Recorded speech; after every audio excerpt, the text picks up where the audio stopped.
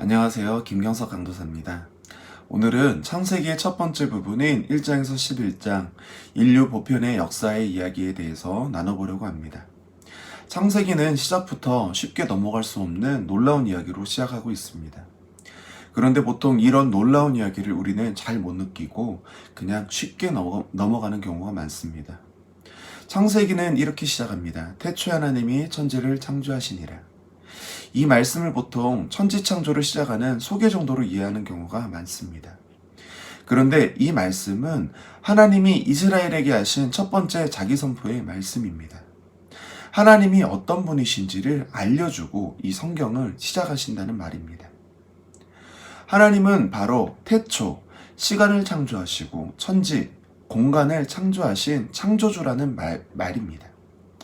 시간과 공간을 만드실 수 있는 분, 그리고 시간과 공간에 구애받지 않는 전능하신 하나님이심을 이스라엘 백성들에게 알려주시는 겁니다. 이 엄청난 이야기를 들었을 때에 여러분들은 어떠신가요? 성경을 시작하는 이 말씀이 믿어지시나요? 하나님을 믿고 있기 때문에 우리는 이런 하나님의 자기 선포를 믿음으로 넘어갈 수 있으실 겁니다. 하지만 하나님을 믿지 않는 사람들은 어떨까요? 하나님을 믿지 않는 사람이라면 이 말씀을 넘어갈 수도 없을 겁니다. 성경을 그래서 처음부터 읽지 못하고 이해하지 못하고 믿지 못하고 계속해서 읽어나가기 힘들다는 말입니다. 그리고 이스라엘 백성이 넘어갈 수 있었던 것도 그들이 하나님의 능력을 맛보고 하나님을 믿었기 때문에 넘어갈 수 있었던 것입니다. 하나님은 그럼 왜 이렇게 엄청난 이야기로 성경을 시작하시는 걸까요? 바로 성경은 하나님을 믿는 자에게 계시해 주신 말씀이기 때문입니다. 창세기의 첫 번째 독자는 출애굽을 경험한 이스라엘 백성들이었습니다.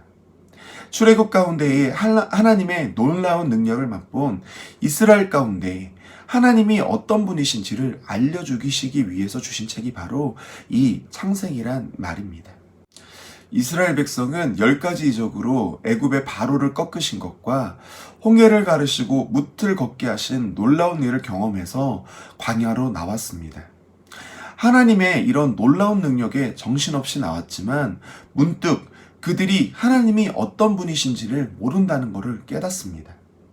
그들의 조상 아브라함부터 고백되어진 하나님을 입에서 입을 통해서 전해 들었긴 했지만 그 하나님이 애굽에서는 400여 년간 침묵하고 계셔서 도대체 어떤 분이신지 그들의 삶 가운데에 인격적으로 경험하지 못했다는 겁니다. 그래서 그가 하나님이 어떤 분인지를 모르는 상태 가운데에 지금 광야의 그 길 가운데에 서 있습니다. 이런 상태에서 하나님의 크신 능력만을 맛봤으니 이스라엘 백성은 매우 두려운 상태일 수밖에 없는 것입니다. 언제 변덕을 부려 광야에서 자신들을 애굽 사람들처럼 진멸하실지 그들이 모르기 때문입니다. 그런 이스라엘이기에 하나님이 자신이 어떤 분이시고 왜 그들이 애굽에서 고통받았는지 400년간 침묵하셨는지를 알려주시기 위해서 이렇게 그 이전의 이야기들을 들려주셔야 됐다는 것입니다. 그러면서 가장 먼저 자기를 소개하신 것이 애굽에서 10가지 이적을 행하시고 홍해를 가르신 그 하나님이 바로 시간과 공간을 창조하신 창조주라고 하시는 겁니다. 하나님의 능력을 경험한 이스라엘 백성은 하나님을 믿고 성경을 읽고 있는 우리처럼 그 말씀을 믿고 그 다음 어떻게 세상을 창조하셨는지로 넘어갈 수 있는 겁니다. 그럼 이후에 하나님이 세상을 어떻게 창조하셨나요? 하나님은 7일간 천지를 창조하셨는데 그 창조가 매우 질서 있게 창조하셨음을 알 수가 있습니다.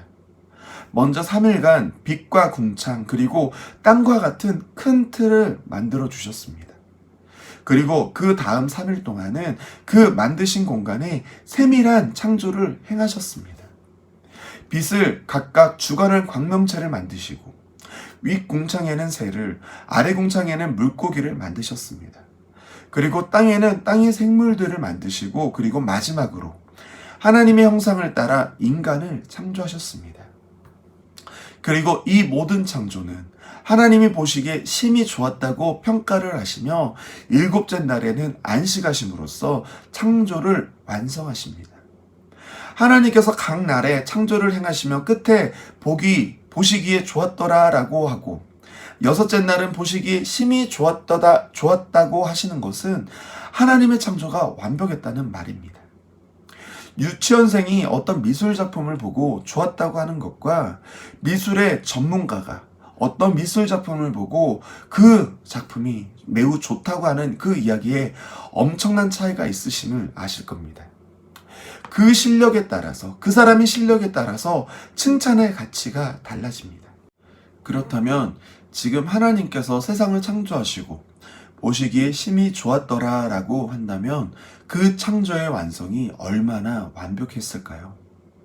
그만큼 완벽하게 멋지게 세상을 만드셨음을 우리에게 알려주고 계십니다. 이렇게 멋진 세상을 창조하셨다는 것을 말씀해 주시고 2장에는 그 창조 가운데에 우리로 주목해야 할 것들을 보여주십니다. 그게 바로 2장에 나오는 4가지 특별한 것들입니다. 창세기 2장에는 특별한 4가지가 나오는데 특별한 날 안식일, 특별한 창조물 사람, 특별한 장소 에덴 동산, 그리고 특별한 언약 선악과입니다. 창조 가운데 특별한 것들을 알려주시면서 하나님의 창조와 인간의 관계를 알려주십니다. 하나님은 세상을 만드시고 그 세상을 경작하고 지키게 하시기 위해 사람을 만드셨습니다. 땅의 흙으로 그리고 사람의 생기로 사람을 만드셔서 하나님과 땅을 잇는 존재로 만드신 겁니다. 우리는 하나님의 그 창조의 원리에 따라서 세상을 발전시키고 관리해야 했었습니다. 그리고 그게 가능했던 것은 우리가 하나님을 아는 유일한 피조물이었기 때문입니다. 하나님은 사람을 특별히 만드셨습니다. 성삼위 하나님의 연합을 아는 유일한 존재로 만드셨습니다. 성삼위의 하나님의 연합을 알았다는 말은 우리가 바로 본질을 아는 존재라는 말입니다. 그런 존재였기에 하나님께서는 우리에게 생물들의 이름을 짓게 하셨던 것입니다. 이름을 짓는다는 건 그냥 아무렇게나 이름을 붙이는 게 아니라 하나님이 만드신 생물들의 본질을 알고 그 본질에 맞게 이름을 붙이는 것을 말하는 겁니다. 그게 사람만이 가능했었습니다.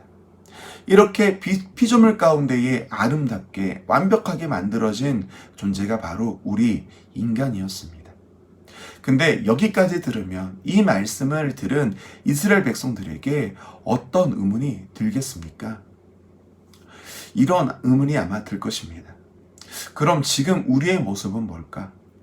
애굽에서 종살이했고 거친 광야에서 모래바람을 맞고 있는 이스라엘의 모습을 보면은 하나님의 특별한 창조물이라는 그렇게 아름답게 보이지 않는다는 것입니다. 그리고 그들이 서 있는 광야를 또 돌아보면은 하나님이 만드신 세상의 그 풍요로움을 느끼지 못하고 있으니 하나님의 창조가 그랬다는 것에 의문을 갖게 되는 겁니다. 그래서 그런 이스라엘의 의문점에 답해주는 것이 바로 이어서 나오는 창세기 3장의 죄의 시작입니다. 왜 지금 점점 썩어가고 창조 때의 아름다운 모습을 못하고 있는지에 대해서 죄가 들어와서 창조 때의 그 아름다움이 깨졌다고 이야기해 주고 있는 것입니다. 이제부터 죄에 대해서 성경은 설명해 줍니다. 죄가 무엇인지, 죄가 어떤 결과를 가지고 오게 되는지에 대해서입니다. 죄가 무엇이라고 말해주고 있나요? 창세기는 3장에서 죄는 하나님께 불순종하는 것이라고 죄를 이야기해 주고 있습니다.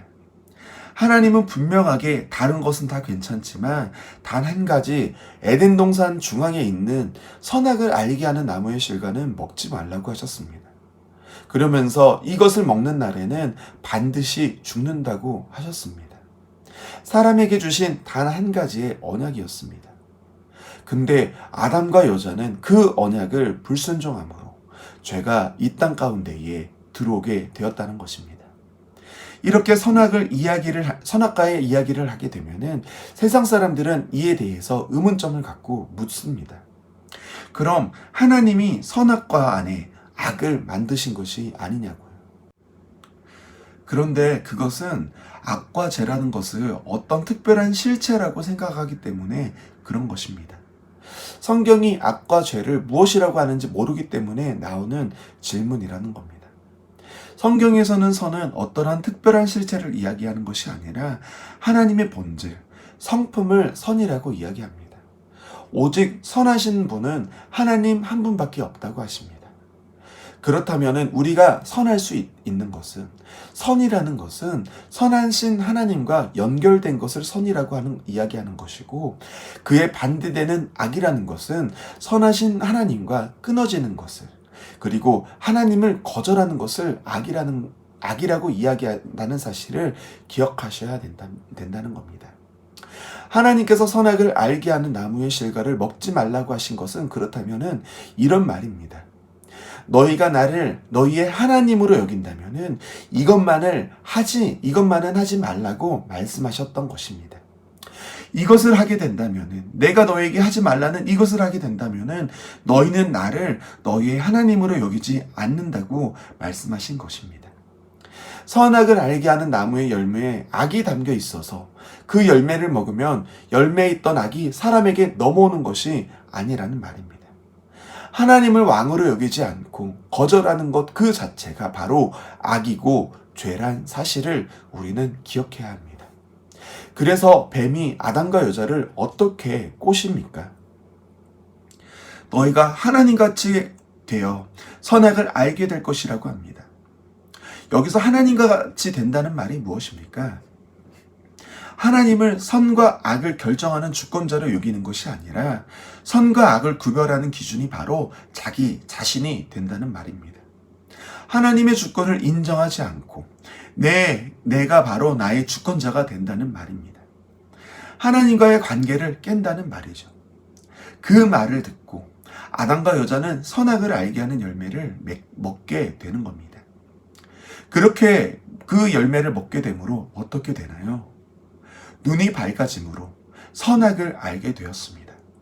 근데 문제는 선이신 하나님과 끊어짐으로 이제 선을 선택할 실력이 그 안에 있지 않게 된 것입니다. 선은 오직 하나님 한 분만 선하신 분인데 이미 하나님께 불순종함으로 하나님을 우리의 하나님으로 여기지 않으므로 그 관계가 끊어졌으니 이제 우리는 악밖에는 선택할 수 없게 된 것입니다. 죄가 들어왔다는 말입니다. 그리고 그 죄의 영향력은 사람뿐만이 아니라 이제 사람에게 맡겨진 세상 가운데에, 세상 모든 것 가운데에 영향을 끼치게 됩니다. 하나님은 아담과 여자의 불순종으로 사람을 저주하는 게 아니라 땅이 대신 그 저주를 받게 하십니다. 영원한 생명의 근원 되신 하나님과 땅이 이렇게 끊어지게 되자 이제 세상은 예전에 없던 돌연변이 엉겅퀴와 가시덤불을 내는 겁니다. 이렇게 사람 대신 저주를 받은 땅은 이제 어떻게 반응할까요? 인간에게 다스림을 받던 땅이 이제 역전하여 인간을 공격하기 시작합니다. 지금 우리가 겪고 있는 자연재해는 사실 죄로 인해 깨진 세상이 우리를 향해 외치는 고통의 소리이고 원망의 소리인 겁니다. 땅은 사람을 대신해 이렇게 저주를 받지만 하나님은 사람에게 벌을 내리십니다. 벌이 무엇입니까? 그 안에는 교정과 교화의 의미가 담겨 있습니다. 그 사람을 포기하는 것이 아니라 사람을 향한 하나님의 사랑을 포기하는 것이 아니라 다시 바른 길로 돌이키시기를 바라는 하나님의 마음이 담겨 있는 것입니다. 하나님은 사람이 하나님과의 관계를 거절하고 끊었더라고 하더라도 우리를 버리시는 것이 아니라 다시 회복시키는 것에 목적이 있으시다는 말입니다. 죄의 대가가 무엇인지 겪게 하심으로 죄가 얼마나 끔찍하고 무서운 것인지 우리로 알게 하시는 겁니다. 그게 바로 남자는 땀 흘려 일하는 거였고 여자는 수고하여 자식을 낳는 거였습니다. 이 일을 통해서 우리는 하나님을 깨닫고 죄의 무서움을 알며 다시 하나님께 순종한 자리로 나와야 하는 것입니다. 하지만 죄는 그렇게 간단하게 끝나지 않습니다. 3장에서 들어온 죄는 그 영향력을 계속해서 확장시켜 나갑니다. 창세기 4장에 가면은 가인과 아벨의 이야기를 통해서 죄를 다스리지 못하는 인류의 모습을 보여주십니다. 아담과 하와가 죄 이후에 낳은 모든 아이들에게 죄가 유전된다는 것입니다. 그리고 그 죄는 그 죄에서 멈추는 것이 아니라 점점 가중되는 모습을 우리는 볼 수 있습니다. 이전에 아담과 하와가 죄를 지었을 때에는 하나님 앞에 부끄러움이 있었습니다. 그런데 그의 아들인 가인에 가서 오히려 이제 하나님께 그 죄의 탓을 돌리는 모습을 볼 수 있습니다. 하나님이 가인에게 아벨이 어디 있냐고 묻자 가인은 이렇게 대답합니다. 내가 내 아우를 지키는 자니이까. 무슨 말입니까? 내가 내 아우를 지키는 자가 아니라는 말입니다. 내 아우를 지키는 자는 바로 하나님이라는 말입니다. 하나님이 아벨의 제물을 받으셨으니 아벨을 지키셨어야 합니다. 내가 아벨을 죽이는 동안 하나님은 뭐 하셨습니까? 라고 죄를 짓고도 하나님께 당당한 모습을 보이는 겁니다. 이렇게 사장은 죄가 가중되는 모습과 그렇게 가중됨으로 점점 더 악화된 세상을 살게 됨을 보여줍니다. 이전에는 땀을 흘리면 땅이 열매를 내어줬지만 이제 가인부터는 땀을 흘려도 땅이 그 효력을 주지 않게 된 겁니다. 지금 우리가 사는 세상을 보면은 그거를 잘 이해할 수 있을 겁니다. 정당한 땀의 대가가 언제나 보장된 것이 아니라 우리의 땀을 배반하는 일들이 우리에게는 종종 벌어진다는 것을 세상을 살다 보면은 깨닫게 되는 겁니다. 그 이유가 창세기 4장에서 나오는 죄가 더욱 악화되었기 때문에 우리에게 벌어지는 일이라는 겁니다. 그리고 그렇게 악화된 세상의 끝은 23절에 나오는 람에게 노래처럼 강폭함과 신성모독 그리고 음란한 문화를 만들어낸다는 것을 알려주고 있습니다. 그렇다는 말은 세상이 얼마나 타락했는지를 우리 사회 속에 강폭함과 음란함 그리고 신성모독이 얼마나 관영한지를 보면은 알 수 있다는 말입니다. 그리고 이어지는 5장에 나오는 죽음의 족보입니다. 죄가 들어온 인간의 족보가 어떻게 끝나는지를 이야기해주고 있습니다. 창세기 5장에 나오는 족보의 이름을 죽음의 족보라고 합니다. 왜냐하면 아무리 많이 살아도 그 끝은 결국 죽음이기 때문입니다. 이 족보 가운데에는 거의 1000살 가까이 사는 사람이 있기도 합니다. 하지만 그가 1000살을 가까이 산다고 하더라도 결국 죽는다면은 모든 것이 의미가 없지 않습니까? 그렇게 죽음이라는 것 때문에 이후로 사는 모든 것들에는 의미가 없다고 이야기해주고 있습니다. 근데 그 가운데에 성경이 보여주는 인물들이 있습니다. 창세기 5장의 족보에는 10명의 이름이 나오는데 대부분 이런 패턴으로 그들을 소개해주고 있습니다. 그들이 낳고 살고 죽었더라입니다. 그런데 그 패턴이 깨지는 사람이 바로 7번째 나오는 에녹과 10번째 나오는 노아입니다.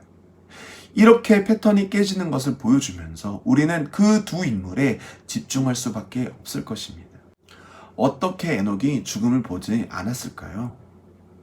그 시점을 보면은 무두셀라를 낳은 후 300년을 하나님과 동행했다는 데에서 찾을 수가 있습니다. 무두셀라를 낳았다는 게 어떤 의미길래 그럴까요?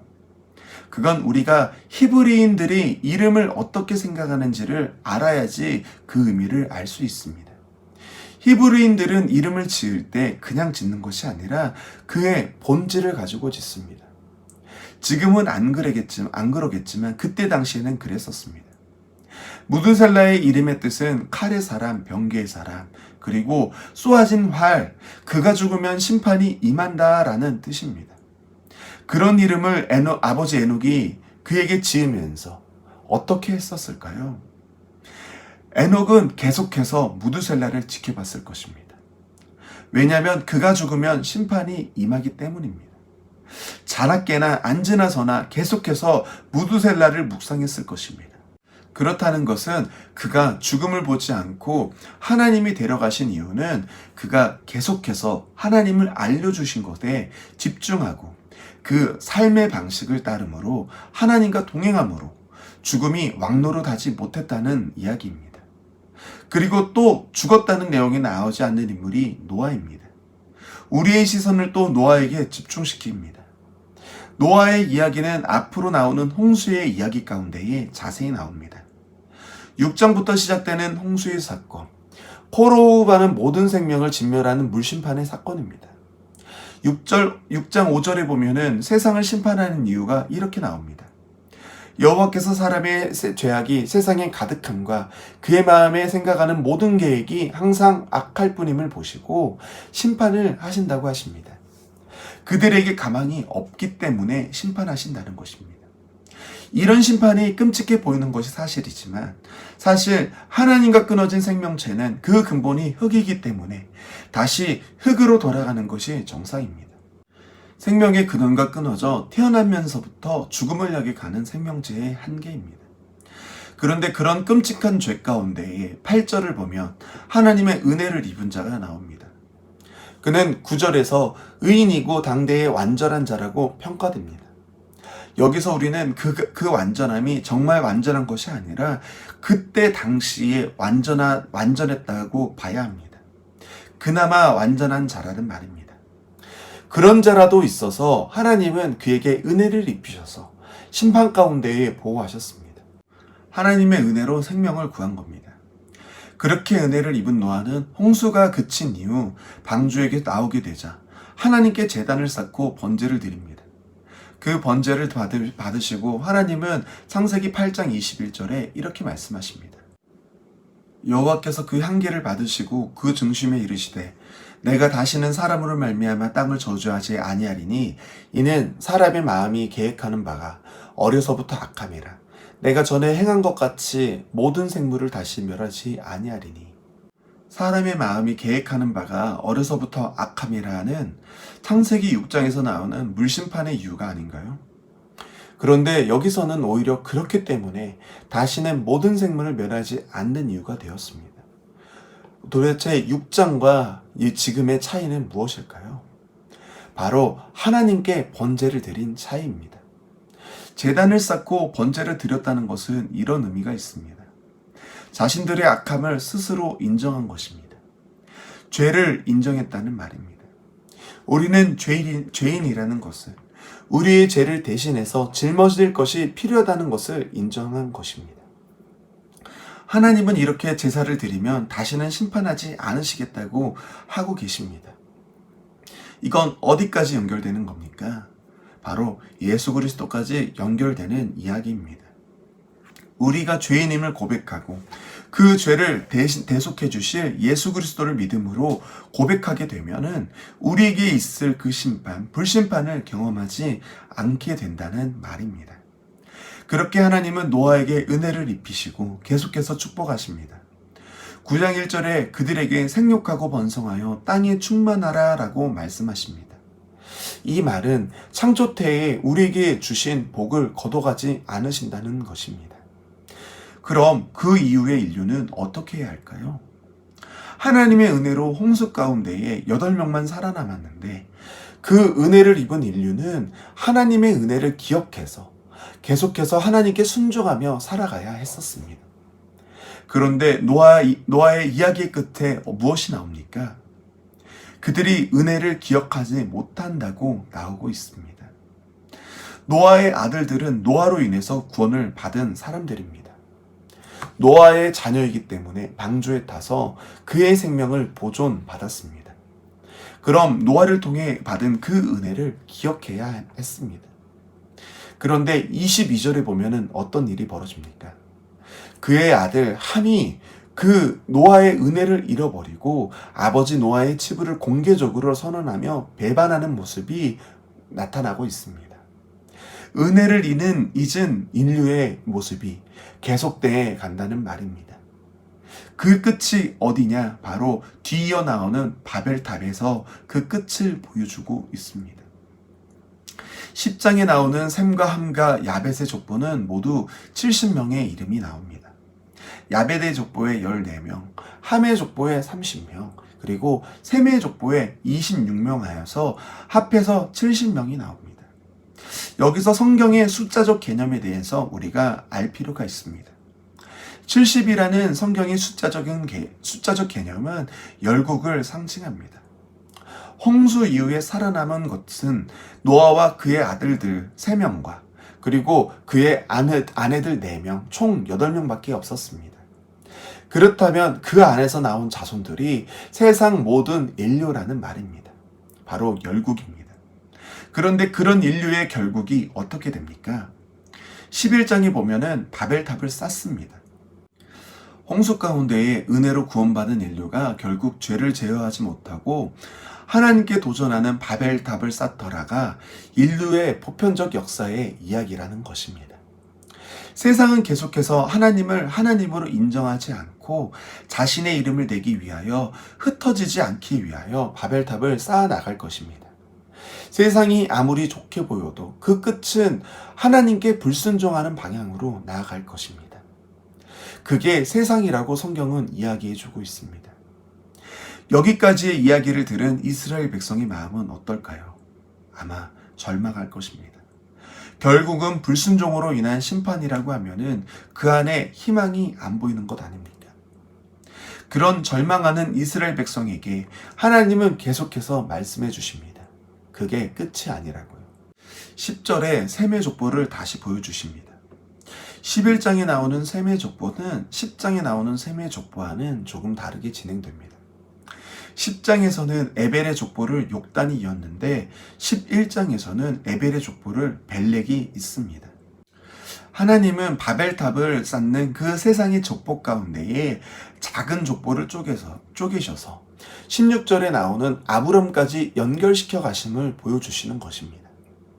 이스라엘 백성이 아는 이름을 들려주시는 것입니다. 하나님께서 믿음을 시작하신 아브라함을 보여주면서 세상은 아무리 은혜를 입었어도 결국 바벨탑을 쌓기 때문에 하나님이 직접 믿음의 길을 여신다고 알려주시는 것입니다. 하나님이 어떻게 우리의 구원을 이뤄가시는지를 보여주시는 겁니다. 이스라엘 백성은 이렇게 창세기 11장까지 이야기를 들으며 왜 우리가 이렇게 고통하는지, 왜 믿음이 필요한지를 깨닫게 되었습니다. 그렇다면 이제 하나님이 들려주시는 아브라함의 이야기를 통해서 그 믿음이 무엇인지를 배워갈 것입니다. 우리 성도님들께서도 함께 이 창세기의 이야기를 따라가심으로 더욱 깊이 하나님이 알려주시는 믿음이 뭔지를 깨달으시기를 바라며 오늘 강의를 마치도록 하겠습니다. 함께 기도하시겠습니다. 사랑해 주님 감사합니다. 오늘은 우리가 세상이 어떤 것인지, 우리가 왜 이렇게 깨진 모습을 하고 있고, 왜 우리는 이렇게 제한된 세상 가운데에 고통하고 살아가는지를, 신음하고 살아가는지를 함께 보았습니다. 하나님 아버지, 이렇게 11장까지만 봤을 때는, 아버지 단편만 봤을 때에는 우리에게 절망스럽고 희망이 없는 모습이 보이지만, 하나님이 그 11장에서 성경을 끝내는 것이 아니라 계속되는, 그리고 요한계시록까지 이어지는 하나님의 열심을 우리에게 보여주심으로 하나님은 우리를 포기하지 않으시고 구원을 만들어내시고 우리의 믿음을 자라게 하시는 긍휼이 많으시고 은혜가 많으신 하나님임을 우리가 생각할 수 있는 것 같습니다. 하나님, 계속해서 우리가 창세기를 볼 때에 하나님의 그 열심을 바라보게 하시고 하나님의 그 선하심과 우리를 사랑하심에 우리 깊이 마음을 아버지 놓을 수 있도록 주님 도와주시옵소서. 주님, 이렇게 함께 성경을 읽어나갈 때에, 함께 이야기를 함께 봐나갈 때에 우리의 마음 가운데에 찾아오셔서 하나님으로 인해 아버지 더욱더 우리의 믿음이 자랄 수 있도록 주님 도와주시옵소서. 하나님, 우리를 이렇게 하나님의 말씀을 아는 자리까지 이끌어 주심을 감사하며 이 모든 기도 사랑과 은혜가 많으신 예수님 이름으로 기도 올려드립니다. 아멘.